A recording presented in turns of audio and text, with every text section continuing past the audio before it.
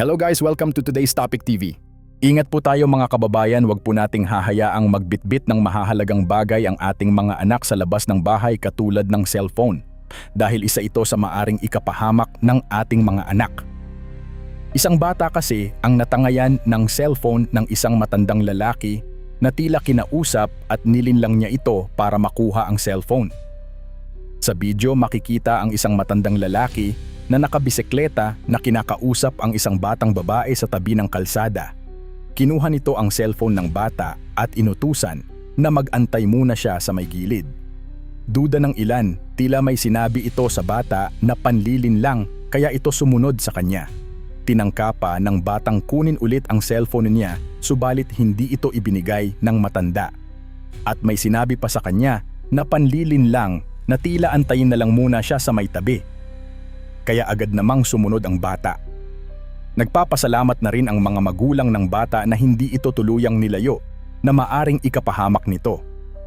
Subalit nanawagan ang pamilya ng biktima na hindi maaring palagpasin ang ganitong gawain dahil hindi lang daw isa kundi marami ng beses na may inagawan ng cellphone ang matandang ito kabilang na ang 5 taong gulang na bata. Kaya sana daw ay makarating ito sa mayor ng Maynila na si Isko Moreno at naway matigil na ang ganitong gawain.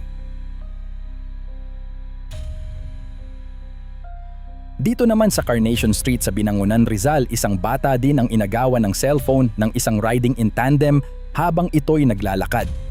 Sa video makikita ang batang naglalakad sa tabing kalsada nang biglang makasalubong nito ang 2 lalaking nakasakay sa motor, hinintuan siya nito at kunwaring may itinanong sa bata. Ang bata na may saglit na tumigil at walang ano-ano'y biglang inagaw sa kanya ang hawak niyang cellphone. Agad na nagsisigaw ang bata pati na ang isa pang batang nakasaksi sa pangyayari.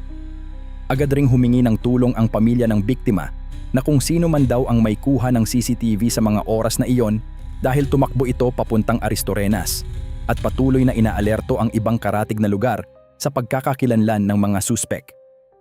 Samantala dito naman sa Maynila, isang matandang babae naman ang bigla na lamang hinablutan ng cellphone ng isang lalaki habang ito'y abala sa panonood ng video. Sa video makikita si nanay sa labas ng kanyang bahay habang abala sa kanyang cellphone.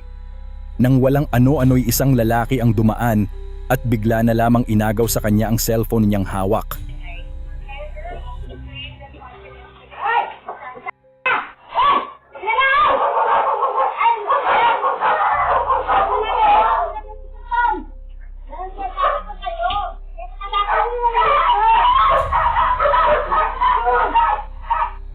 Sa mga ganitong pangyayari, malinaw na hindi na pinipili ng mga masasamang loob ang kanilang bibiktimahin.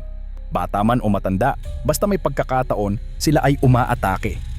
Kaya mga kababayan, doble ingat po tayo sa ating paligid.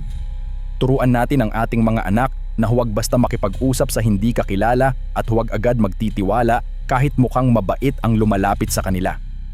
Iwasan din po natin ang paglalabas ng mahahalagang gamit lalo na sa mga pampublikong lugar kung saan nag-aabang ang mga kawatan. Sa mga autoridad, naway mas paigtingin pa ang pagbabantay upang mapanagot ang mga gumagawa ng ganitong krimen at maprotektahan ang ating mga komunidad. Tandaan, ang simpleng pag-iingat ay maaaring makapigil sa isang trahedya. Muli, maging mapagmatyag, maging responsable at huwag hayaang maging susunod na biktima ang ating sarili o ang ating pamilya.